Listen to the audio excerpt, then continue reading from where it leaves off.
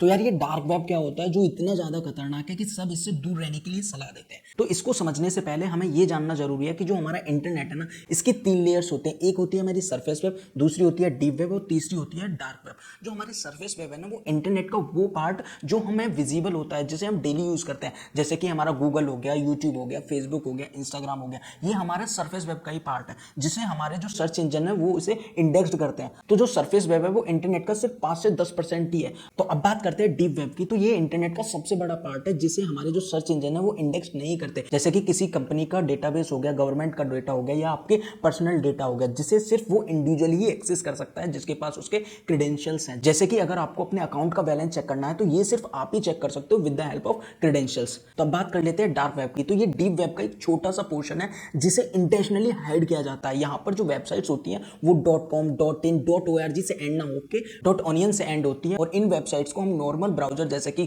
Chrome, safari से access नहीं कर सकते। इसके लिए एक स्पेशल ब्राउजर की यूज किया जाता है, दैट इज टॉर, जिसकी फुल फॉर्म होती है द अनियन राउटिंग। तो जो भी हम टॉर में ब्राउज करते हैं उसका जो डेटा होता है वो मल्टीपल लेयर्ड में सिक्योर्ड होता है। इट मीन्स कि इसे बीच में ट्रैक करना बहुत ही मुश्किल हो जाता है। इसकी ना कोई आईपी छोड़ता है, ना कोई लोकेशन का पता लग पाता है। तो इसी बात का फायदा उठाकर यहाँ पर जो स्कैमर्स होते हैं, हैकर्स होते हैं, वो इलीगल एक्टिविटीज को अंजाम देते हैं, जैसे कि ड्रग्स की स्मगलिंग हो गया, ऑर्गन सप्लाई हो गया, पैसों की हेराफेरी, इवन जो लोगों का पर्सनल डेटा है वो यहाँ पर एक दूसरे को बेचा जाता है। तो ऐसे किसी फ्रॉड में आप ना फंस जाओ, इसलिए आपको डार्क वेब से दूर रहने की सलाह दी जाती है।